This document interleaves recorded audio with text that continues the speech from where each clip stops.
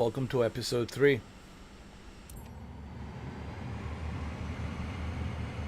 As promised, I told you that we're going to be flying from Louisville, Kentucky this morning. It's 7:16 a.m. 7:16 a.m. We'll be flying from Louisville, Kentucky, all the way to Toronto, Ontario province in Canada. And as I promised, we're going to be using Vision Jet as usual. And we're going to have some people in here, including my co-pilot. So let's do that really quick.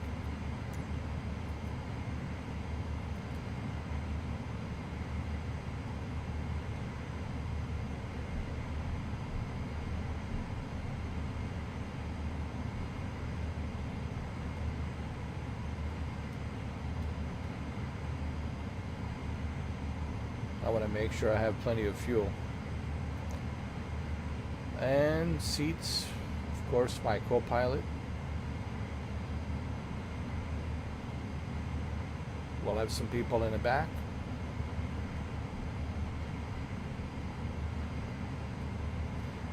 And I think we're good.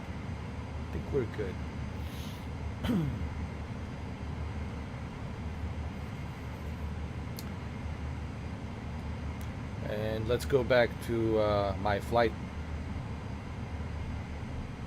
planner, my route. There's my route. And this is where we're going.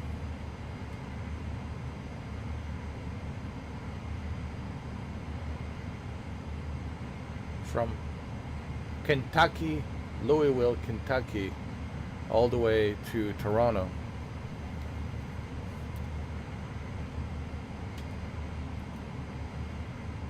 There's my lovely co-pilot with no name. And of course, I've got my coffee. Right? What would be a flight without a coffee? This is episode 3. You know, it seems like you guys like this. That's why I'm doing it. Like, because it seems like you guys enjoy this. Like, these Good Morning Aviators episodes. It's episode 3. We'll see how it goes. You know, but so far you guys seems to enjoy this.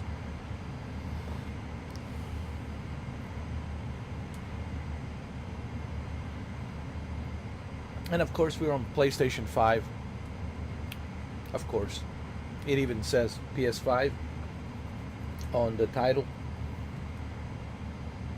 PS5. We have some passengers in the back. Looks like a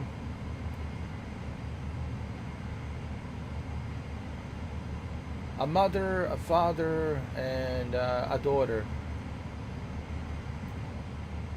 Okay. They need to go to Toronto, Canada, and they'll be flying with us.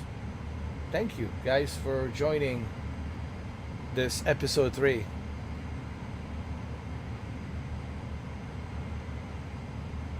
Good morning, Aviators. It's your first time flying? Trust me, you will enjoy it. It's a beautiful morning. You will enjoy it. Okay? Once we are up in the skies,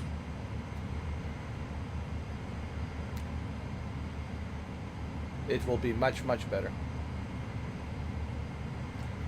Okay, so let's set up the altitude. Our altitude is going to be the usual altitude.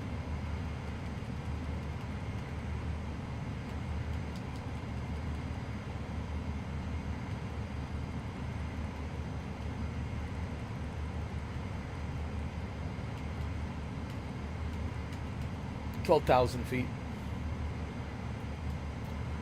And there's something else I forgot. Hold on.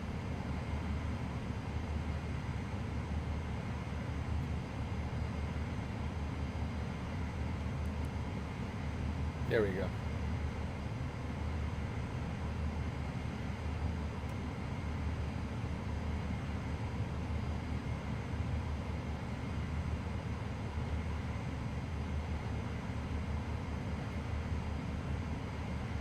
Okay, flight director, it's on. FLC mode. FLC mode is on. Okay, we're good. You guys ready? Everybody good? All right. Good morning, Aviators. Here we go. Do I have a clearance? Let me see. I have a clearance. I'm good. Clear for takeoff. All right, good. That's all I needed to know.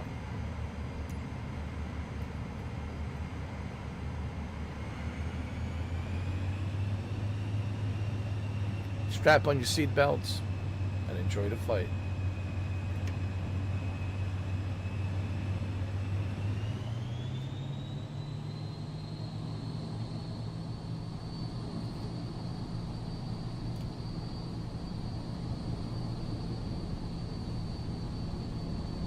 Nothing like taking off from an airport in the early morning, 7 o'clock, because it's sunrise and it just looks beautiful.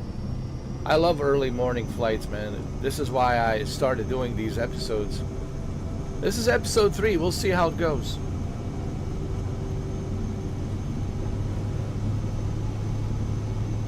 Smooth as a butter. Smooth as a butter.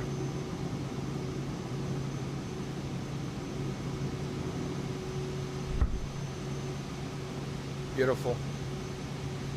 So we're in Louisville, Kentucky. This is where they make all the bourbon. They make all that bourbon. Tower, Aviators 7-liner, continue for west departure. There's a Louisville, Kentucky.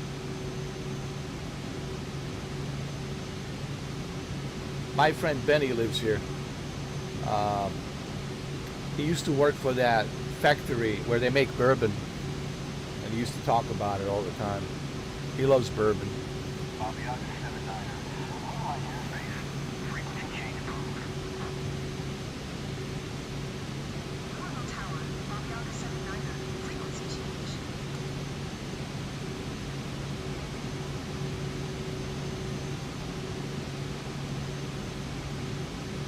Approach, Aviators 7-liner, it's type aircraft dot ATC underscore U underscore mission underscore jet point 0 dot TDS aircraft dot ATC underscore model underscore SF 50.0 dot TDS 2 miles southwest of 9 Kilo Tango 0, 2200.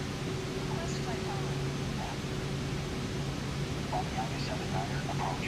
Squawk 656 tree.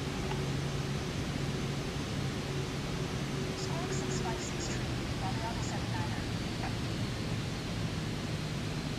Aviators 7-liner, radar contact 1 miles west of 4 Tree Kilo Yankee, 2900. Altimeter tree 007. We need to climb the altitude, Roger, Aviators 7-liner. 12,000 feet. Once we do that, then we good.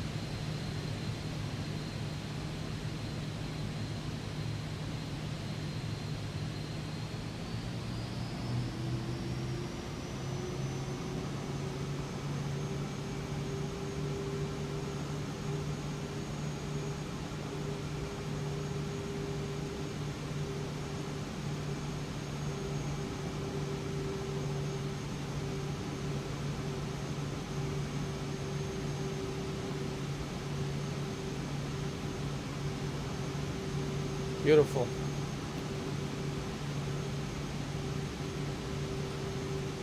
Oh, my bad, my bad, my bad. A little turbulence. Nothing to worry about.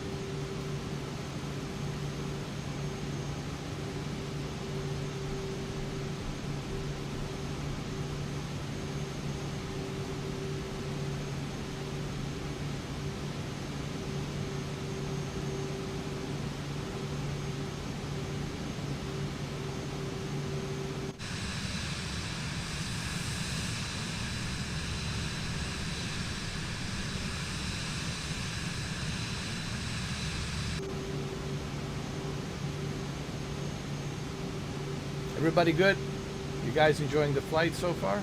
Aviators 79er, contact Indianapolis Center on 124.775. Good day. Ground 124.775. Aviators 79er.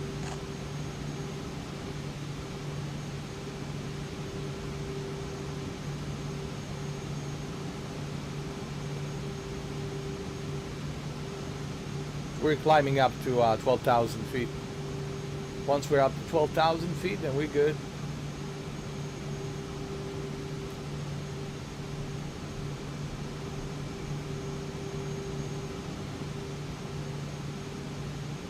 This way we have a beautiful view of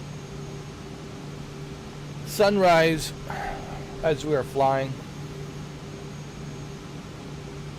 How about you guys? Are you enjoying the sunrise? Oh, well, it looks like your mom here is enjoying the sunrise.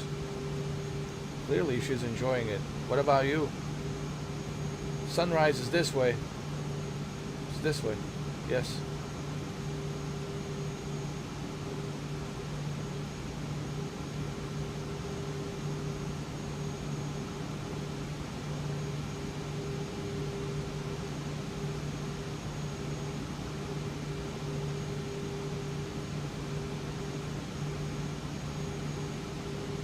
Beautiful. And this is why I'm using Vision Jet. It's for this reason, because with Vision Jet you have much better field of view with this cockpit. Look at this ultra wide cockpit surrounding the entire cockpit left and right. It gives you a nice field of view. I love it.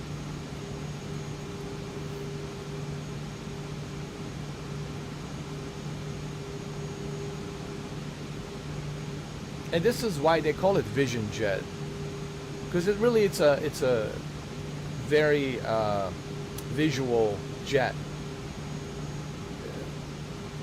and that's why they gave it the nickname Vision. No matter where you look, you're surrounded by a view in the cockpit, you know, and that's why a lot of pilots love this plane, because it's a great plane to enjoy the field of view when you're flying. Remember, you know, it's not just flying. It's like to see when you're flying, to look around you, to enjoy the scenery, right? You know. Passing 14,100, climbing flight level 270. With some airplanes, the cockpit is kind of small, and you still see, but it's not like it's visually striking as this one. This one is visually striking because it's designed to be that way. It gives you that nice field of view that you normally don't get like on the other planes. The other planes, the cockpits are kind of like very tight and narrow. On this one, the cockpit is like a huge ultra wide cockpit window surrounding you, like a U shape. It's curved, it's from left to right, so it's like a 360 shape. No matter where you look, you get a nice field of view, which is amazing. And look at the beautiful sunrise that you can get with this Vision Jet. Just a beautiful plane. Beautiful, just beautiful. Wow.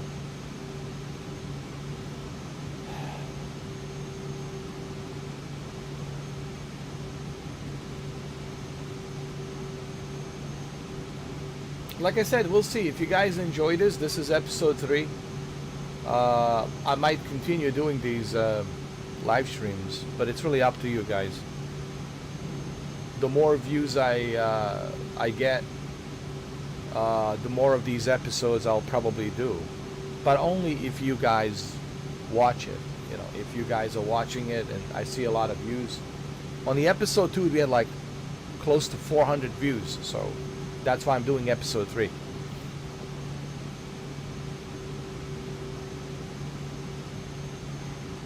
And we'll see how many views we can get on this one. If we get more than 400 views on this one, then there will be episode 4. But only if we can like get maybe 500 views.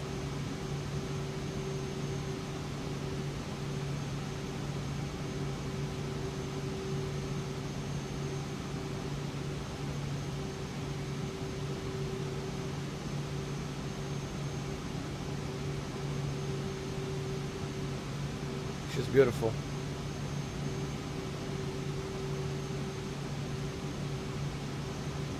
Look at that sunrise.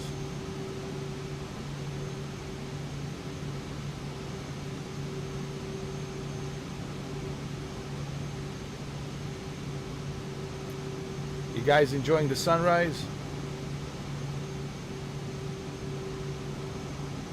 How can you not? How can you not enjoy the sunrise? It's just beautiful.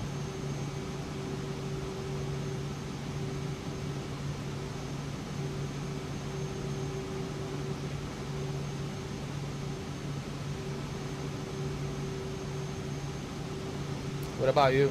Oh, you're definitely enjoying it. I can see that.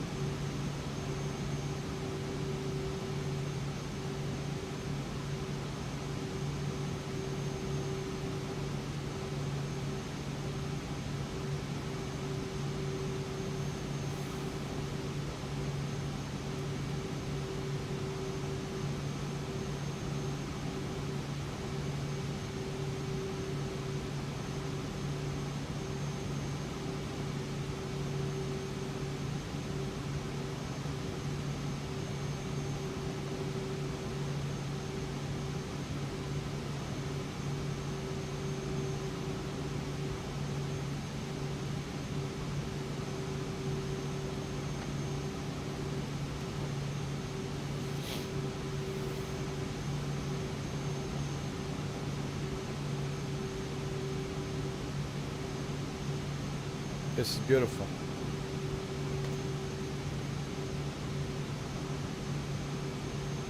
Simply put,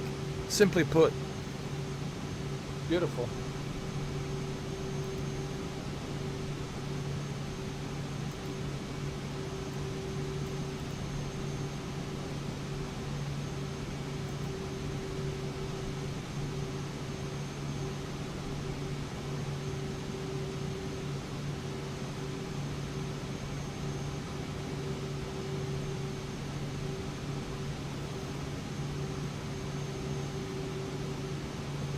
And this is where I start listening to my music while we're flying, you know.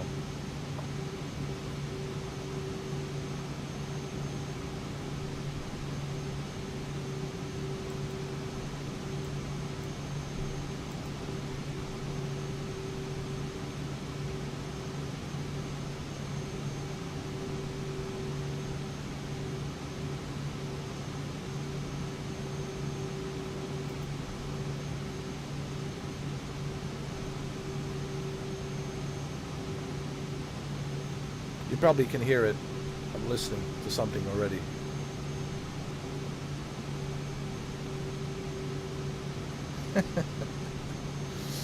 I wish I could play music for you guys. Can you guys hear it?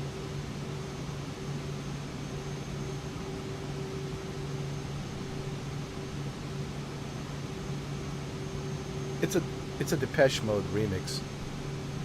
I don't think you guys can hear it. Maybe a little bit.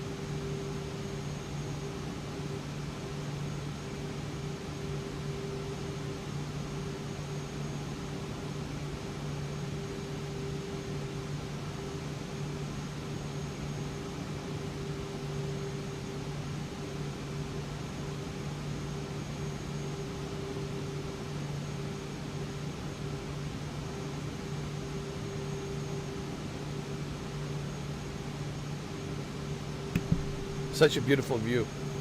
Now imagine how beautiful this looks on my LG OLED with HDR, right? Just imagine how awesome this looks on my 32-inch LG OLED, which I do have in my office here, and unbelievable, man. It just looks like.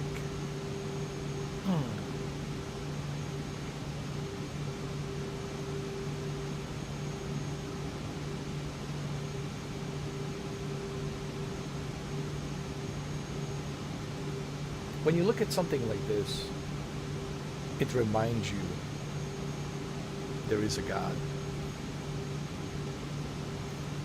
There are higher powers to be. And you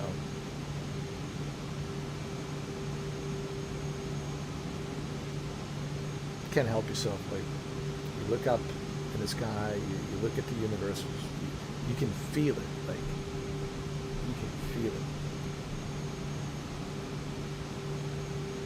That there's some higher power, you know. We call it God,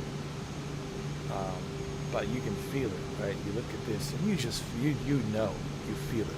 Like, you don't need to read the Bible, you don't need to go to church, you don't need to pray. You just look at this, and you know that there's a greater power out there. And we are just its children. That's all.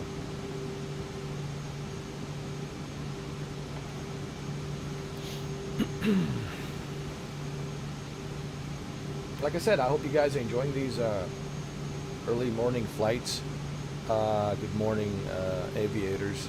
This is episode 3. If we can get like 500 views or 600 views, then it's certainly going to be a episode 4. As long as we pass 400 views mark, if we get to 500 views, absolutely there's going to be an episode 4. Yeah. The more views we get, the more episodes I will do of this. You know, this is something that I've been experimenting. You know, I thought about this. People ask me, how am I so good with this? Well, there's something you guys don't know about me. I used to be, long time ago, I went to a film school, Art Institute of Fort Lauderdale, long time ago. This is back like in '99, right out of the high school. I was looking to pursue a career, and I was the camera operator. So I learned all the techniques on how to pan and scan and zoom with the camera operator, you know, to operate the camera. So that's why I'm so good at it with this, you know. But you guys can use these controls. They're not that difficult to use. But I'm just more like surgical the way I operate my camera movements. You know, that's why you notice that. Like,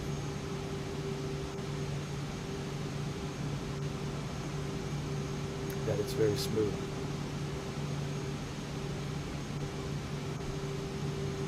When it comes to camera movements, you need to know the space. That's the first thing teaching you. Okay, if you're filming a scene, all right, so what's the space here? Where are we rotating? Right, so this is the scene. All right, so the director says, okay, the camera has to move this amount, this many degrees, and then zoom out, and then cut right there, and then the next scene, zoom in, right? So it's like, that's how pretty much it works. It's very complicated, man. Listen, when I went to a film school, and this is back in the days, there's a lot of work involved. Making a movie, man, it's a lot of work. And this is back then when we were using camcorders, you know, we didn't have like those like Panavision cameras, you know. They were just like letting us use like camcorders, and we have to go to the editing room to edit everything. But it was a lot of fun. People say, how come I never pursue it? It's not that I didn't want to pursue to become a filmmaker. It's not like I didn't want to. The problem was, it was so hard, man. It was so hard to get in. Man, I applied for TV news stations to be a camera operator. Because to at least start somewhere. I applied everywhere, dude. It was so hard, like, to get a job, So I just kind of gave up on that dream, I mean, I think that ship has sailed a long time ago. I mean, I'm 47. I'm almost 50, bro. That ship has sailed. But I did learn some techniques about camera angles and how to use them. I did learn that and how to operate them. That's something I have learned. How to rotate, feel the space.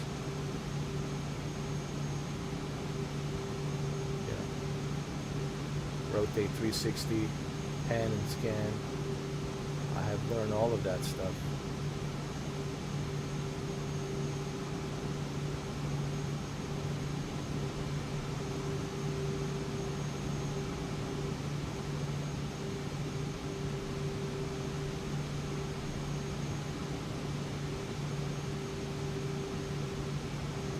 But that was back in 1999.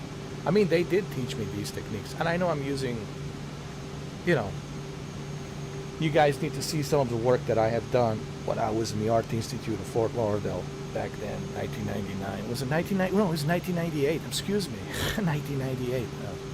Art Institute of Fort Lauderdale. It was a film school, but I also had to take, biology, physics, computer science, because they make you take all these other classes besides just your major, which is film. I made a small feature film. It was like a comedy called The Dirty Friends. It was like one of those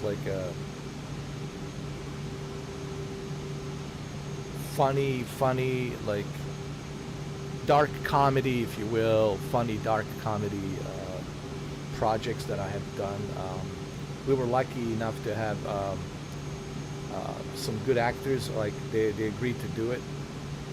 We had this one girl. She was going for a supermodel, no, for real, but she was also studying political science, but in a political science major. But she wanted also to be but she was a supermodel, bikini model, and all that in Miami, and I was able to get her to play, this girl that everybody's crazy about, and there's these two best friends, and they ended up sleeping with her. So it was a small project. I don't have the copy of that because that belongs to the Art Institute. Like, I don't have access to that. It belongs to them. But I remember making called Dirty Friends. So much fun. It was a long time ago. I think I told you this, didn't I? Like, I think I did. But this is like a long time ago, 1998. Anyway, I always wanted to be a filmmaker, dude. I always wanted to create art, dude. My thing was always to be some sort of an artist, People say I could have been an actor. Acting, it's tough, man. Acting, you have to remember the lines, depending on which director acting is not easy, man. Acting, I know actors. I met actors. I did. And I spoke to some of them. They were like in some TV shows and commercials and, like guest stars and like Law and Order and whatnot. And they told me, man, it's not easy. Sometimes you sit there at the trailer and just waiting, and you have to remember the lines. And sometimes, you don't get the lines right, and you have to wait, sit in the trailer again and again, go to the makeup chair and come out. And it's very exhausting. And so it's not easy, man, But I think I would have made a good, like, if I pursue this, if I was lucky enough, I think I would have made a good second unit director. I think I would have done a good job with filmography to get the camera set up and all that, which is very important, man. Like, second unit directors are very important. They really help like those very difficult scenes that the film director doesn't have time to film. And and it's interesting because people look at who directed the movie.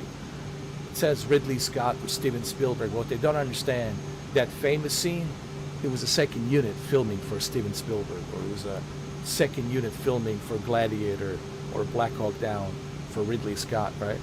So people don't realize that, like how important second unit directors are. For if you like into this like entertainment business, and if you are into like movie business and you live in LA, then you probably know like how important second unit directors are. You know who came from second unit director? He's also a martial artist. He's a martial artist. He does judo and taekwondo and jiu-jitsu, and he's also a stuntman. He was a stuntman coordinator and a second unit director on Matrix and many other movies.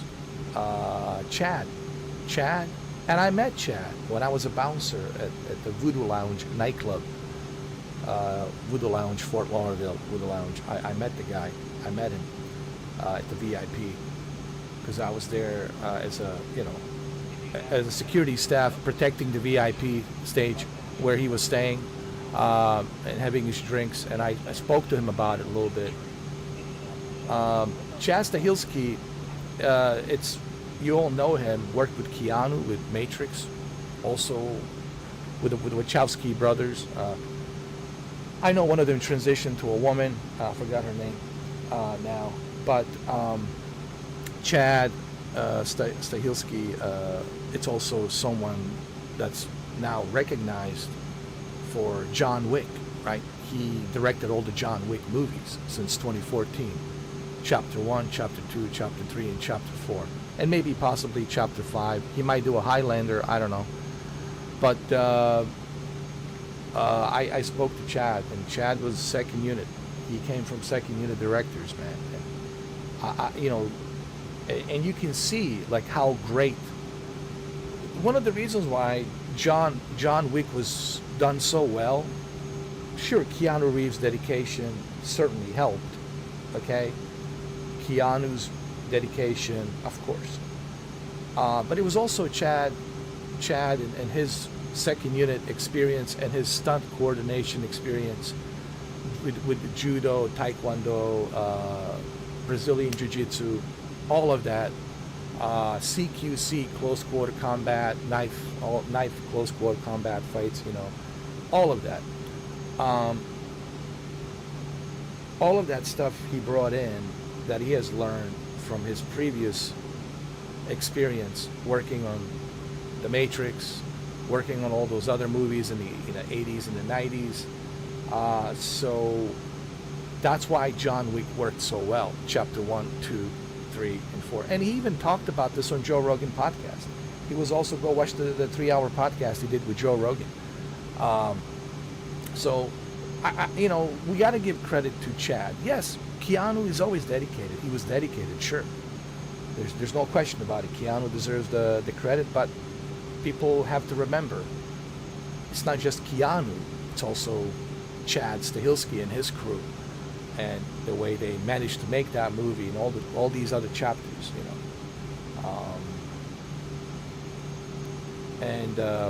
it's good to see that Chad Stahelski has opened the door for other film directors. We do see that with Sisu. Sisu, it's also inspired, obviously, by what Chad has created. If you will, this grunge of John Wick, and it's good to see that Sisu was inspired by Chad Stahelski. If you watch Sisu, the first Sisu movie, and then Sisu Road to Vengeance, so you can see the inspiration that came from what Chad Stahelski has created, this grunge of this new cinema, this new style of cinema, So you got to give credit to, see, that's what I'm saying, like second unit directors, and I don't mean to like stay on this subject to talk about the movies, but second unit directors, they don't like get enough credit. Like a lot of these TV shows, Stargate SG-1 and all these other like what's the famous TV show on HBO? Game of Thrones. That's all second unit, man. Second unit spends a lot of time, you know, filming those complicated scenes that, you know, the director doesn't have a time because he's on a time, he's on a budget, and he has other things he's got to do. So people need to give more credit to second unit directors, honestly. And I just kind of want to briefly touch on that for those of you who are not familiar on how the movies are being made. I just felt like I needed to say this because second unit directors really never get any recognition, and I believe they should.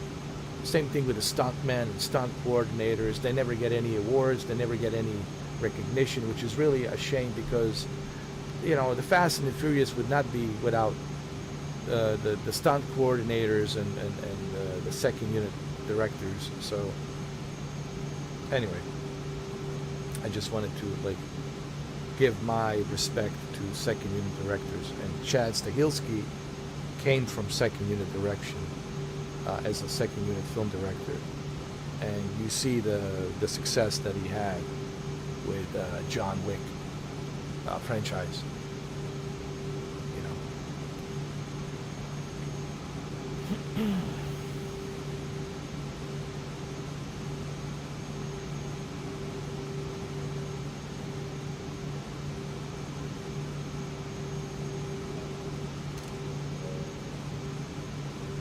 And I also had to learn principle of photography. You know, it wasn't just, you know, I remember when I was in a film school, see, you guys didn't know this about me. There's so much you don't know about me.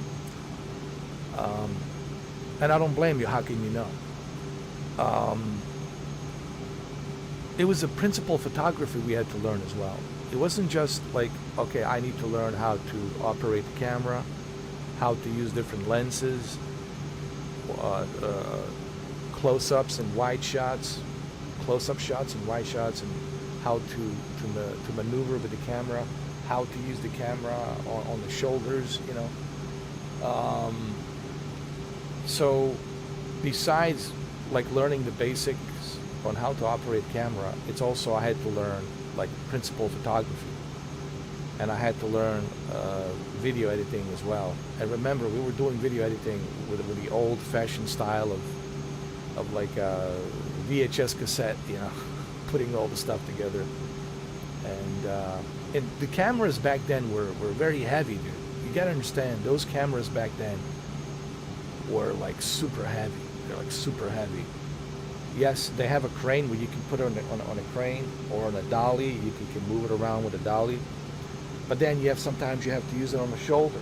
There's certain scenes you have to do holding the camera on the shoulder. I did all of this stuff, man. We had instructors who came from Hollywood, who worked on the movies, who operated on the second unit. They were our instructors, so it's not like I was being taught this by somebody who doesn't know what they're doing. You know, I was, you know, they were teaching us, like, these are professionals who work in Hollywood and Los Angeles and Hollywood, and they would like show us like the methods they use and how to operate the camera and all that. So that's the only thing I regret, that I never pursued the filmmaking. Honestly, that's my own. People ask me, you know, I do have a regret actually. That is my one regret. Look, I usually live my life, you know, as an experience. You know, to me, everything is an experience. But I do have one regret that I never pursued. People told me you should have tried harder. Maybe, but you have to remember, I was young, you know, and, you know, I got caught up in parties and chasing girls, you know, partying, you know, there was too much of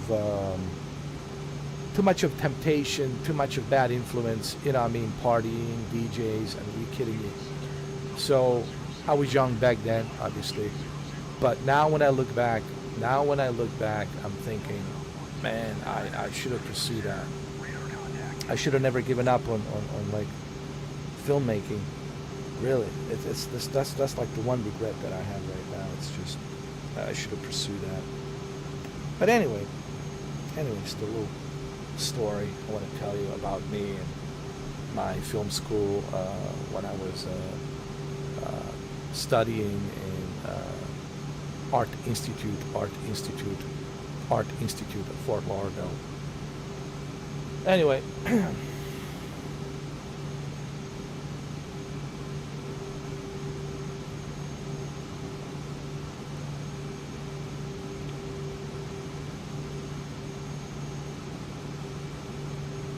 I love movies, obviously. Like I said, video games, movies, and music. But movies will always be number one for me. Yes, I love video games, of course. But to me, video games are kind of close to movies because they're telling a story. Like if you look at movies and you look at video games are inspired by movies. Like you look at Metal Gear Solid, what do you think Hideo Kojima is inspired? Hideo Kojima is inspired by the movies, and he even talked about it. You know, Escape from New York, First Blood, Rambo, all of these movies, right? He's inspired. A lot of these video game creators are inspired by movies.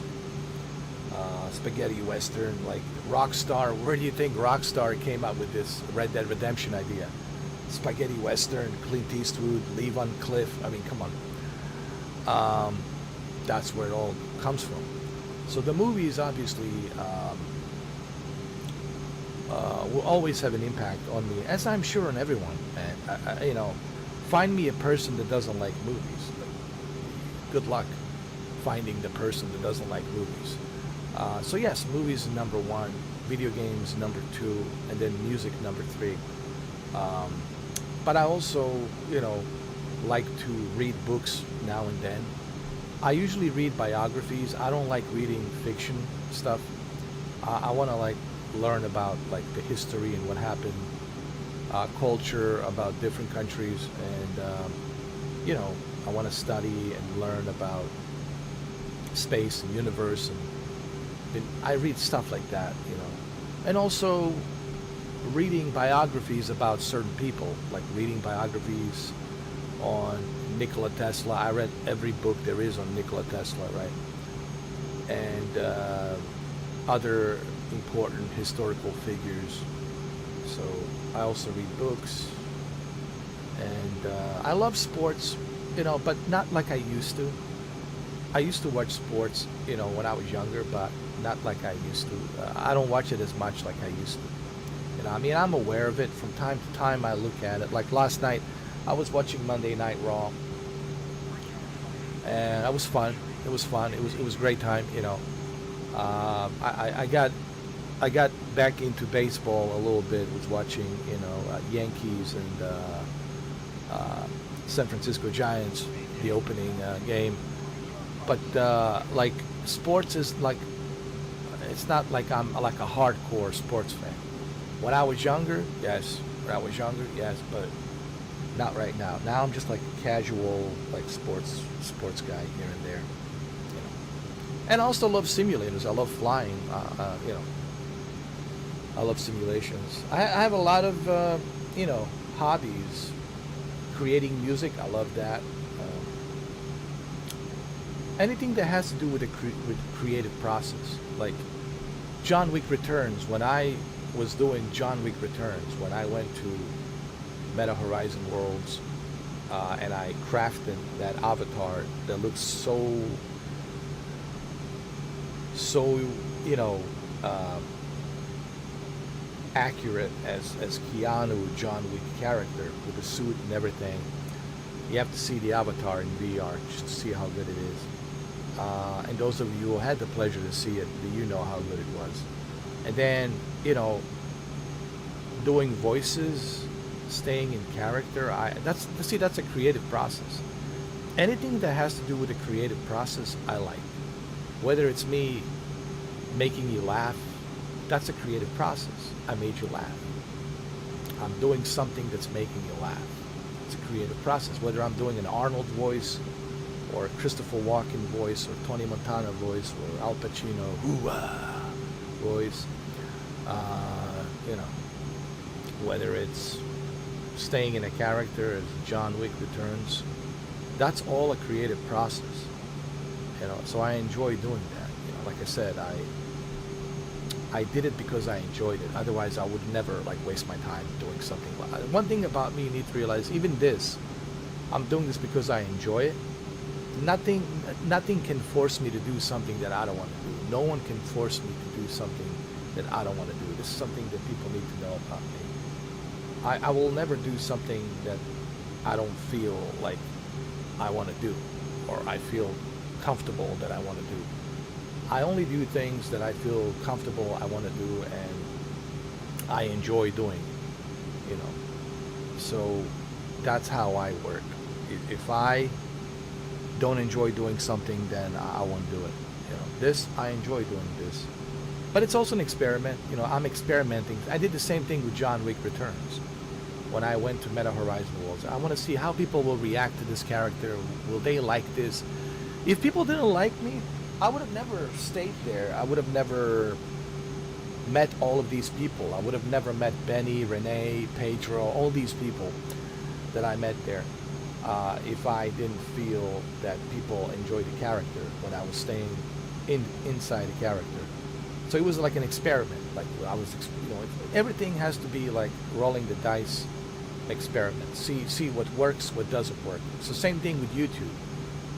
Remember, I made a video where I says my 12 years on YouTube. It's an experiment, man. Everything that you do, it's an experiment. Even this right now, it's an experiment. I don't know if you guys will enjoy this, if you guys want to see more of this. It's episode 3. Like I said, if we reach 500 views, then we'll do an episode 4. So everything, it's an experiment. You have to experiment, you know. There's no guarantees. You just experiment, see what people think. Do they enjoy it? Do they not enjoy it? Do they like this? Do they find this boring? Etc. etc. You just have to experiment. You know, this is what majority of artists do. It's just rolling the dice, experimenting. Hey, hopefully they like it.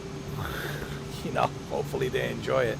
If they don't, well, then they don't. You move on to something else, man. So that's the way I work. Yeah.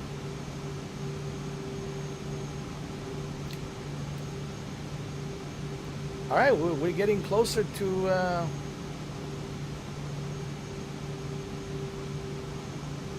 Let me see.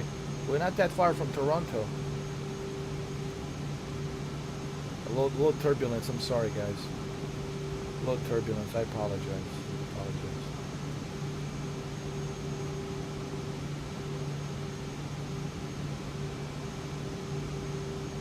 Yeah, we're not that far. I mean, we still have to cross the, you know, this giant lake. But we're not that far. We're not that far. I mean, we should be there by, like, let me see, by 10 o'clock. Should be there by 10 o'clock. Maybe 9:30. I don't know. Maybe 9:30, but I don't know. We'll see.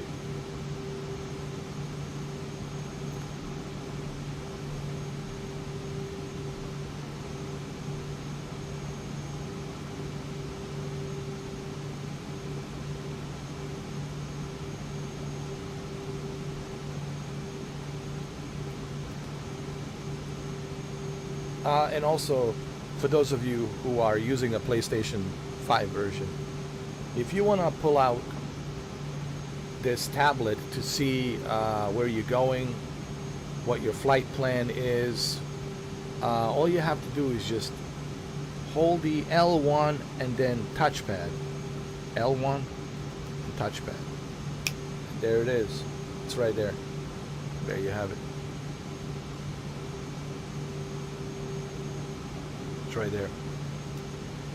Like I said yesterday, I feel so comfortable using this controller that I really don't need all of these fancy, super expensive flight sticks. Honestly, to me, it would be a waste of money. I would rather use that money to buy a PS5 Pro, you know. But for those of you who have money and money's not an issue and you want to invest into like a really good flight stick, I don't blame you. But for me personally, I just don't need to. And I'm so comfortable with this, honestly, it would be a waste of money for me. Like I said, I would rather save that money to buy a PS5 Pro.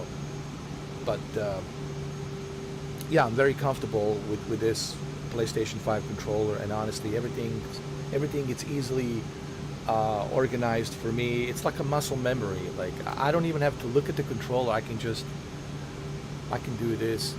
You know, I can just like look around, take a screenshot if I want to, without even looking at my control. I can just, you know, take a screenshot like this.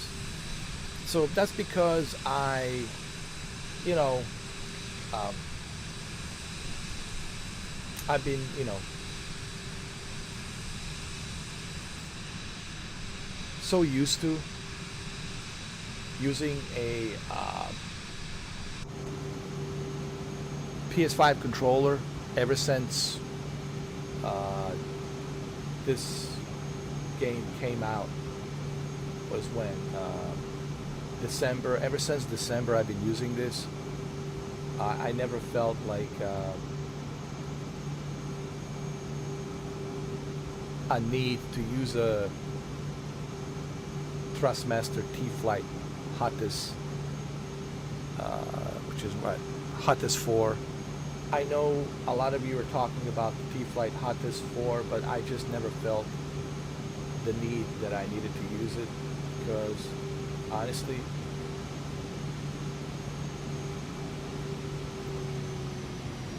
I'm so used to PS5 controller, I just don't need it. You know? But if you guys want to use it, that's fine, dude. I'm like, I have no issues with you guys using T-Flight Hottest 4. I'm simply saying, in my honest opinion, it's not like necessary for you to have a T-Flight Hottest 4. I know some people will say, yeah, you should have it, and I understand their perspective, but in my humble opinion, if you get used to this, I don't think you really, I don't think it's totally necessary for you to waste money on a T-Flight Hottest 4 Thrustmaster. And I know some other YouTubers will disagree on this, and that's fine, each to its own, but I'm telling you, once you get used to this, once you get the comfort of this, I'm telling you, man, you're going to say, man, I don't need this big giant thing when I can just use this, and there's nothing wrong with this. You know, that's what I think. I think it's not necessary. You know.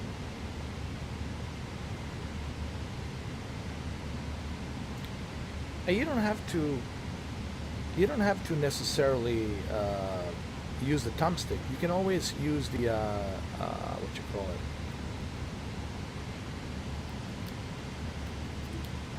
gyroscope. You know, I've been using a gyroscope, and it works.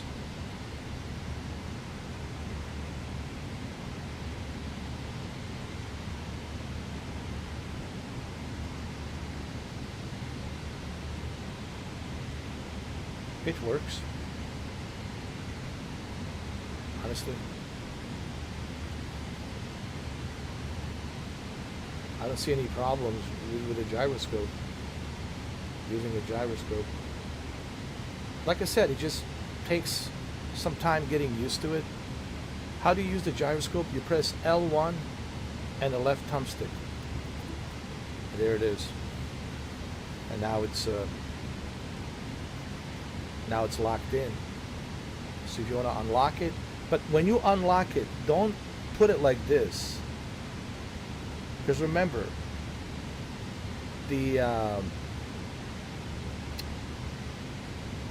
what you call it, the yoke, it's like this. Remember, the yokes are like this.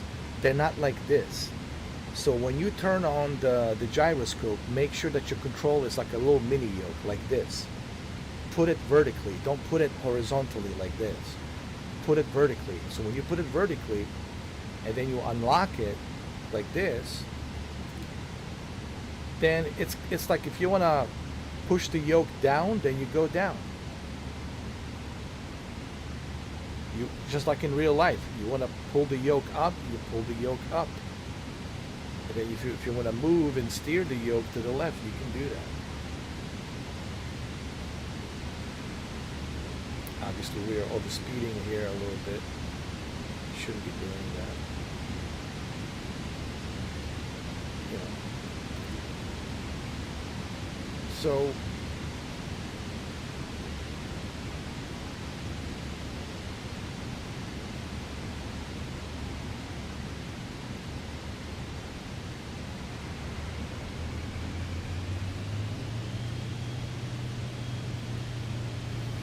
this is just me. You know, each to its own. I mean, I have no problem if you guys want to use T-Flight Hottest 4. You know, I have no problem with that. If you guys want to use it, and the money's not an issue, and you know, what I'm simply trying to say, what my argument is, and I know some YouTubers will disagree with me, but that's okay. Some of them will disagree with me. I just don't feel that it's necessary. Like, it's not like totally necessary that you need to have a, because I've seen some videos of some YouTubers saying, oh, it's must have, it's necessary. I'm like, I don't know if I agree with that. I don't know if it's totally necessary. I don't know if you really need to have the, I have T-Flight Hottest sitting right here, but I'm not using it because I just don't feel the need to use it. I mean, it sits right here. I have it. It's right here.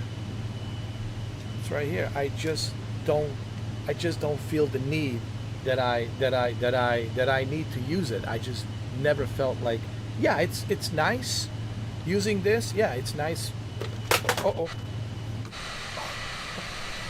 Okay. We good.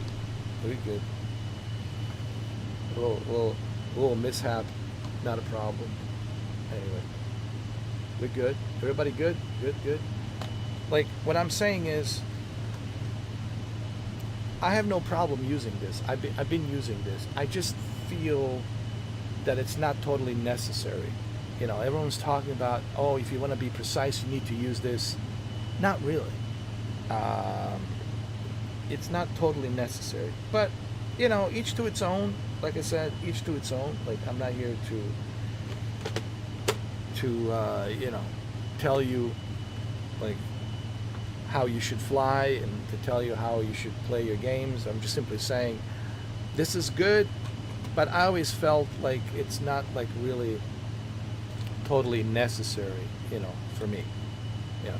And remember, I'm a veteran when it comes to flying. I have a lot of, dude, I purchased a lot of flight sticks in the past, 12 years. All right, past 12 years, man, I have a lot of flight sticks. Okay, for those of you who know me, you know, I have pretty much all of them. And I even with the PC, I don't even use it on the PC. Like, honestly, it's like that. Even on the PC, I don't use it. You know. And again, I have nothing against people who are using this. It's fine and dandy. Whatever floats your boat. You know. I'm not here to like tell people what kind of preference they should have. I'm simply saying I disagree. I agree like that this is a must-have. I would never make a video saying this is a must-have, you must have this. I'm sorry, I would never do that.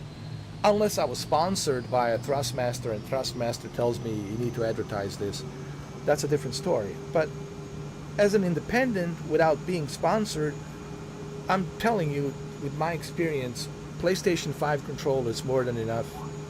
You really don't need this, okay? That's my opinion about that, okay?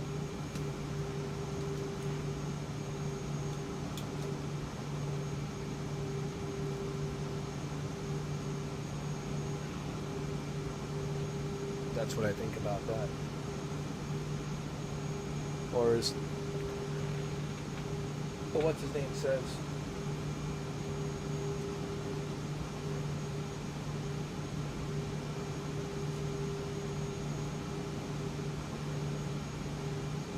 That's all I have to say about that. What's his name?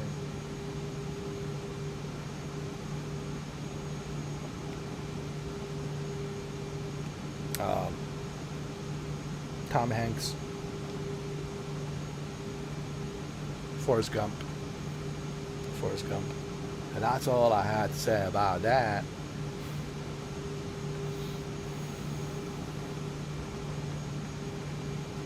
Man, we're almost there. Man, we're almost there. We're really like, man, I think we should arrive at Toronto by like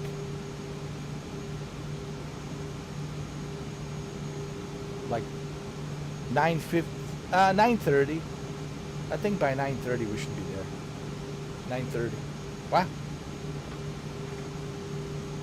And we started from Louisville, Kentucky, all the way to Toronto. It's like about 2 hours and a half. 2 hours and a half flight, basically, is what it is. 2 hours and a half. All right, so I'm going to listen to some music. I was talking too much because I felt like I need to say few words while we were flying. All right, but as you can see, we're getting closer to Toronto. We should be there by 9:30. 9:30.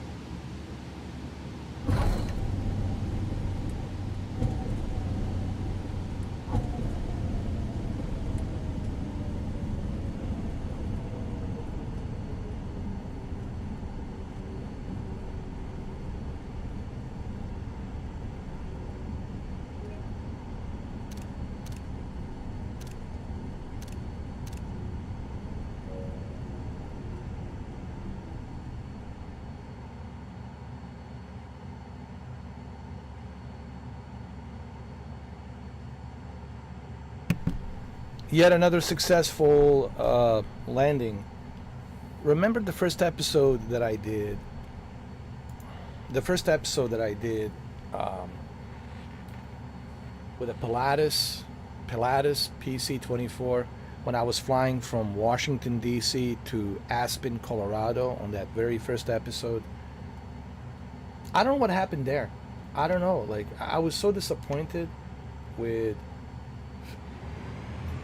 a Pilatus that I just flipped and I crashed, and I don't even know how that happened. But anyway, yet another successful landing.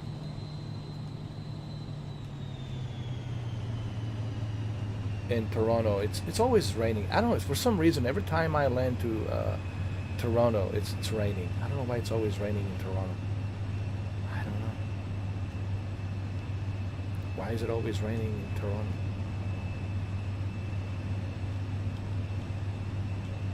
I thought it was Seattle. Seattle's supposed to be always raining in Seattle. But, well, to be honest, it's been raining down here in Miami as well, to be honest. It's been raining everywhere.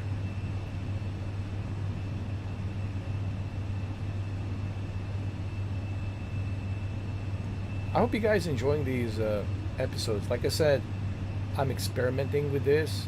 I originally started this idea 3 days ago with my first episode when I was flying from Washington D.C. to Aspen, Colorado, and as you all know, I have lost the control. I was about to land at 136 knots, and I lost the control and I flipped, and it happened with an airplane that I never expected it to happen. It was a Pilatus PC-24. This is Vision Jet. Vision Jet, I love it. I love this Vision Jet. I really do. But I'll have to fly Pilatus again just to see what's going on. Because I used to have successful landings with Pilatus, you know. But for some reason, I don't know how I lost the control on that landing on Aspen, Colorado. I just don't understand it. You guys are more than welcome to watch that live stream. It just makes no sense. So we started from Louisville, Kentucky. Louisville, Kentucky. All right, we're good. We started from Louisville, Kentucky, and all the way to Toronto. So we started at Louisville, Kentucky at was it 7:16 a.m. and here we are 9:14 a.m. It's a couple of hours. It's a couple of hours flight, 2 hours flight from Kentucky to Ontario, or to be specific, from Louisville, Kentucky to Ontario province, Toronto, which is in Canada. All right, well, I have an extra umbrella. All right, guys, don't worry. I didn't realize that it was going to be raining in Toronto, so I hope you guys enjoyed the sunrise. I hope it was a pleasant flight. I hope you enjoyed it. I hope it was great. Give me a 5 stars, please. And thank you to my lovely co-pilot. Her name is No Name. That is her co-pilot name. It's just No Name. Miss No Name. People say, why don't you give her a name? Because I don't want to give her a name. Because if I give her a name, then some people will be upset. Why did you give her that name? She reminds me of a Karen, or she reminds me of my ex-wife, or she reminds me of my ex-girlfriend. So I'm like, you know what? Let's just No Name. No Name. How about that? How about No Name? Miss No Name. All right, you guys can exit. I'll open the door for you. Okay. All right. There you go. You guys are more than welcome to exit. So how do they exit? Well, it's simple. This is how you make sure that they exit. You go over here where it says payload and fuel, and you just go to configure and just make sure that they leave.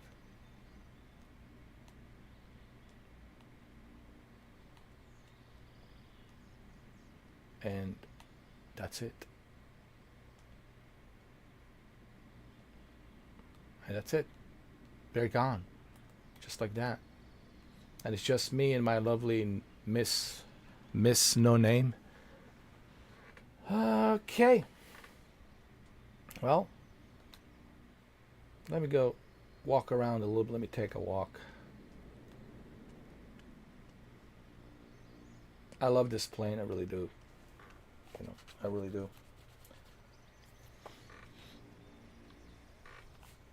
Like I said, I'm on episode 3 now. I'm experimenting with this. If we can get 500 views or more, if we can get like 600 views, I'll consider doing episode 4. But even if we get to 500, as long as we get to 500 views by the end of today, then we just need to reach 500 views. If we reach 500 views, there will be an episode 4. And we'll fly somewhere else tomorrow. Like I said, I don't know if I will continue doing this. It really depends on, like, what do you guys think, you know? And I will know if you guys like this or don't like this based on the views and based on the likes. You know, if I have a lot of views, sure, we'll continue. But what can I say about Microsoft Flight Simulator 2024? I mean, I'm a veteran. I've been playing this since it came out 6 years ago. Was it August? It was August 8th, 2020. August 8th, 2020, when it first came out on PC. And been playing it ever since, you know. I can't wait for the PlayStation VR 2 update. Look, I already talked about the PS5 version. To me, PS5 version is the most reliable and stable version out there, and it looks great. And now with the PlayStation VR 2 update, honestly, I have no reason to go back to PC. I'm being honest about this. I'm being very honest and genuine about this. Genuinely speaking, I'm being very genuine when I say I have zero reasons to go back to PC version. I get it. I know there's ultra widescreen. There's other things you can do with the PC version. I understand that. But honestly, this is so convenient. It's already calibrated perfectly for me. It runs great. I don't have to do anything. I can click and play right away. I don't have to do anything. Runs smoothly, no issues, no problems, very stable. And now with the PlayStation VR 2. Plus, I also have a PlayStation Portal, which I use sometimes to play and to fly. So I really have no reason to go back to PC, especially with the PlayStation VR 2 coming out. So, and this is, again, the reason I want to buy PS5 Pro. So I can take the advantage of PS5 Pro version and also take the advantage of PlayStation VR 2. I'm pretty sure Asobo will take the advantage of PS5 Pro with the PSSSR, you know, pisser, as they call it, a pisser, PSSSR, which is dynamic scaling resolution. It's similar to, you know, deep learning supersampling. And I'm sure Digital Foundry will probably do a in detail video about that. So, you know, I have my reasons for PS5 Pro, plus the Gran Turismo 7 and all these other games that I have that are, you know, PS5 Pro enhanced, you know, and PS6 is not coming out. PlayStation 6 is not coming out till, from what I heard, either late 2029 or early 2030.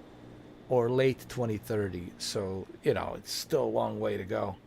And I can certainly take the advantage of PS5 Pro. So, when will I be able to buy a PS5 Pro? Keep my fingers crossed. I don't have a crystal ball. Okay, I'm not a Nostradamus. I'm not a Nostradamus. I don't have a crystal ball. Keep my fingers crossed. I'm hoping, God willing, I'm hoping before Thanksgiving. You know, before Thanksgiving, I'm hoping. You know, so hopefully before Thanksgiving. And if the Grand Theft Auto 6, it's scheduled for November 19th, that's icing on the cake. Grand Theft Auto 6 on November 19th. That would be like, perfect early Christmas gift for me. But we'll see what happens. I don't like getting excited for plans that I have, because usually the plans don't work out. Always something else comes along and that messes up your plans, and something unexpected happened. You're like, oh shit, I'll forget about that, right? And but like I said, we'll see. You know. And if you guys like this, like I said, let's make sure we get to 500 views. If we get to 500 views by the end of today, or if we like reach even more than 500, then you guys are letting me know that you want to see episode 4, you want to see more of these episodes. That's how I will know if you guys want me to do this, to continue making these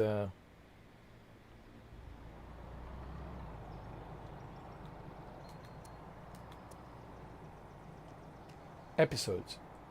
But then again, that's up to you guys. All right. Well, thank you all for stopping by. Thank you all for being here. I hope you guys enjoy your morning with me, flying, early morning coffee. I hope you guys have a pleasant day, and I hope you have a good morning.